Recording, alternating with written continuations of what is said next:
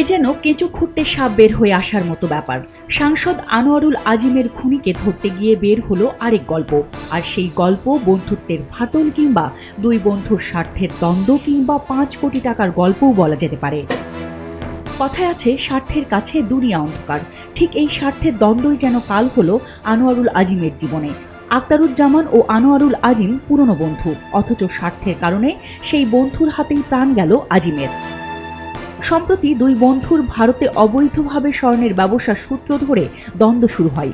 আর এই ব্যাপারটি এমন পর্যায়ে পৌঁছায় যে দীর্ঘদিনের বন্ধু সাংসদ আনোয়ারুল আজিমকে পৃথিবী থেকেই সরিয়ে দেওয়ার কথা ভাবেন আক্তারুজ্জামান ওরফে শাহিন। তিনি 5 কোটি টাকার বিনিময়ে ভাড়া করেন আমানুল্লাহ সহ 5 জনকে। আমানুল্লাহ এর আগে 2টি মার্ডার কেসে 20 বছর জেল খেটেছেন। পুলিশের দেওয়া তথ্য থেকে জানা যায়, আমানুল্লাহ একসময় পূর্ব বাংলার কমিউনিস্ট নেতা ছিলেন। আমানুল্লাহকে ঢাকা থেকে গ্রেপ্তার করা হয়েছে। তার দেওয়া তথ্য অনুসারে ঢাকা থেকে গ্রেপ্তার করা হয়েছে আরও 2 জনকে। শুধু তাই নয়, আরও 2 জনকে আক্তারুজ্জামান ভাড়া করেন, যারা পাসপোর্ট ছাড়াই ভারতে গিয়েছিলেন। ঘটনার ঠিক 1 মাস আগে থেকেই শুরু হয়েছিল হত্যার প্রস্তুতি। জিহাদ এবং সিয়াম নামের 2 খুনির জন্য আক্তারুজ্জামান ফ্ল্যাট ভাড়া নেন। আক্তারুজ্জামান এবং আমানুল্লাহ ভারতে যান 30 এপ্রিল। আমানুল্লাহর দেওয়া তথ্য অনুযায়ী ভাড়া করা ওই ফ্ল্যাটেই আজিমকে হত্যা করা হয়। এরপর তার লাশ কয়েক টুকরো করে 2টি স্যুটকেসে ভরে ভারতের একজনের হাতে দেওয়া হয়। আমানুল্লাহ জানিয়েছেন, ওই স্যুটকেস হাতবদল হয়েছে, তাই এ বিষয়ে আর কিছু জানেন না তারা। ঘটনার পর আমানুল্লাহ সহ অন্যরা ঢাকায় ফিরে আসেন, কিন্তু মূল হোতা অর্থাৎ আক্তারুজ্জামান ওরফে শাহিন বুধবার দিল্লি হয়ে কাঠমান্ডু চলে যান।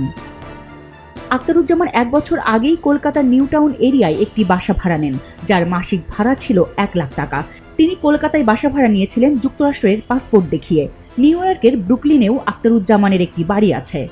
আক্তারুজ্জামান ঝিনাইদহের পঞ্চায়েতপুর পৌরসভার মেয়র মোহাম্মদ শহীদুজ্জামানের ছোট ভাই। শহীদুজ্জামান জানিয়েছেন, তার ভাই গত ঈদে বাড়ি এসেছিলেন।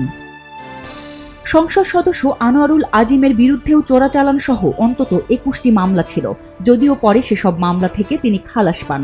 তার বিরুদ্ধে 2007 সালে আন্তর্জাতিক পুলিশি সংস্থা ইন্টারপোল রেড নোটিশও জারি করেছিল।